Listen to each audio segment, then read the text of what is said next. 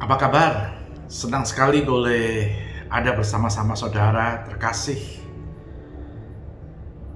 dalam waktu dan saat ini.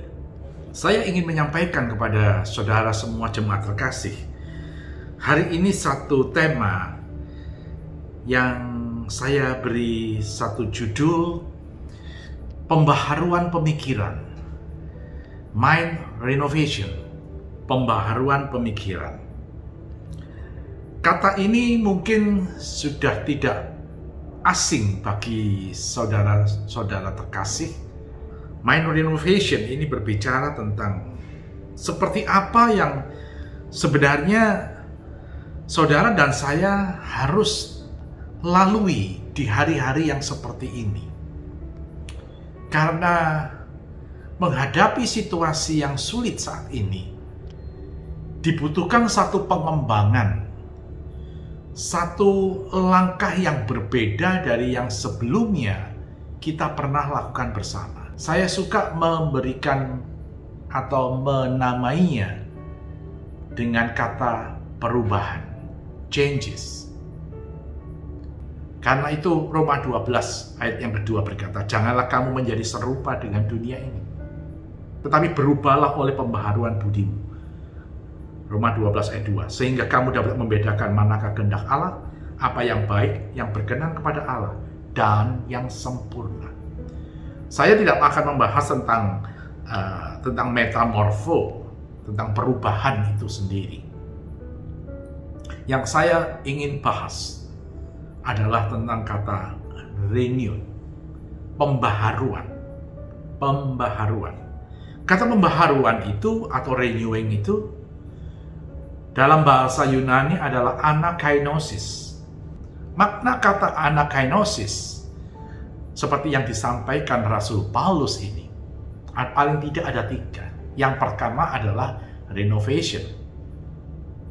Renovation itu memperbaiki, perbaikan.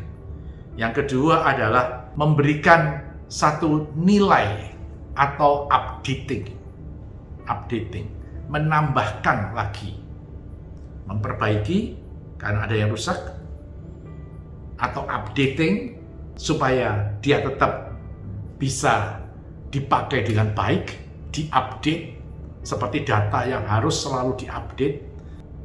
Dan yang ketiga adalah complete change for the better, diperbaiki untuk menjadi lebih baik.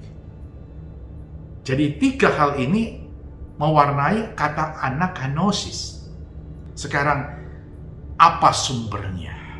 Bagaimana saudara harus bersikap supaya kita tidak tertinggal di dalam segala perubahan yang terjadi di musim perubahan Tuhan yang seperti hari-hari ini. Di Roma 12 ayat 3 dan 4 dikatakan demikian, berdasarkan kasih karunia yang dianugerahkan kepadaku, aku berkata kepada setiap orang di antara kamu, janganlah kamu memikirkan hal-hal yang lebih tinggi daripada yang patut kamu pikirkan, tetapi hendaklah kamu berpikir sebegitu rupa, sehingga kamu menguasai diri menurut ukuran iman yang dikaruniakan Allah kepada kamu masing-masing. 4, sebab sama seperti pada satu tubuh, kita mempunyai banyak anggota, tetapi tidak semua anggota itu mempunyai tugas yang sama. Saudara kasih, dasar daripada apa yang kita harus lakukan supaya perubahan yang terjadi betul-betul menjadi satu perubahan secara total. Kita tidak lagi menengok ke belakang, tidak ada lagi hal-hal yang memberatkan kepada kita di belakang, tapi kita mampu menatap ke depan. Kita bisa memperbarui diri kita setiap saat terjadinya musim perubahan, tanpa merasa ragu dan takut atau cemas lagi, karena Roh Kudus yang ada di dalam kita memampukan kita untuk kita mengupdate diri kita di dalam segala cuaca. Ketika kita bisa melakukannya dengan sungguh-sungguh untuk menjadi lebih baik, karena Roh Kudus itulah the spirit of excellence dalam diri kita yang memampukan saudara dan saya, maka landasan untuk itu semua adalah dikatakan di ayat yang ketiga, berdasarkan kasih karunia yang dianugerahkan kepadaku. Yang pertama landasannya haruslah tetap berlandaskan kepada kasih karunia. Kita harus sepakat satu hal bahwa kasih karunia atau grace atau charis itu melekat di dalam diri Yesus Kristus. Tidak ada Tuhan Yesus Kristus, maka tidak ada kasih karunia. 17, sebab hukum Taurat diberikan oleh Musa, tetapi kasih karunia dan kebenaran datang oleh Yesus Kristus. Saudara, yang pertama landasannya adalah untuk kita bisa masuk dalam anakainosis adalah kasih karunia. Dan yang terakhir, landasan yang terakhir adalah berpikir tentang kepatutan. Di ayat yang ketiga, bagian B, janganlah kamu memikirkan hal-hal yang lebih tinggi daripada yang patut kamu pikirkan. Jangan berpikir lebih tinggi daripada apa yang patut kamu pikirkan, tetapi hendaklah kamu berpikir sebegitu rupa sehingga kamu menguasai diri menurut ukuran iman yang dikaruniakan Allah kepada kamu masing-masing. Ada satu standar untuk kita masuk di dalam memperbarui masing-masing pikiran kita. Standarnya apa? Standarnya adalah berpikir menurut kepatutan. Saudara, kalau bangsa Israel harus mengalami sebuah perjalanan, sebenarnya jarak dari Mesir keluar masuk Israel tidak panjang. Cukup 14 hari 2 minggu sebenarnya mereka sudah harus bisa tiba. Tetapi karena ada sesuatu yang belum berubah, yaitu karakter mereka, maka dibutuhkan 40 tahun sampai satu generasi habis, baru mereka diizinkan masuk ke tanah perjanjian. Ada sesuatu yang harus diubahkan terus-menerus, dan Allah ingin itu terjadi dalam kehidupan bangsa Israel. Allah ingin itu terjadi dalam kehidupan saudara dan saya. Kalau terjadi situasi-situasi yang pandemi seperti ini yang belum selesai, ada sesuatu yang perlu dibangun, diperbaiki dalam diri kita masing-masing.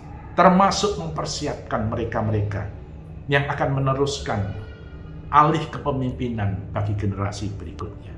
Itulah perubahan, itulah musim perubahan Tuhan. Kita tidak perlu takut, kita tidak perlu cemas. Mereka semuanya yang bergerak di musim-musim perubahan Tuhan sudah diberikan dasar kasih karunia demi kasih karunia, dan juga diberikan kepatutan dalam cara berpikir. Think soberly, sophroneo. Itu akan membuat mereka mampu berpikir dengan akal sehat, pikiran sehat, dan juga melatih penguasaan diri, to exercise self-control. Saya percaya kalau kita semuanya bersiap dengan ini, maka tidak ada sesuatu yang perlu lagi kita cemaskan. Kita harus selalu siap untuk looking forward. Keep looking forward. Satu langkah yang kita ambil ke depan, one step ahead. Artinya saudara tetap akan menjaga sesuatu yang menjadi masa depan itu tetap ada dalam hidup saudara dan saya. Puji nama Tuhan. Saya bersyukur boleh sampaikan firman Tuhan ini.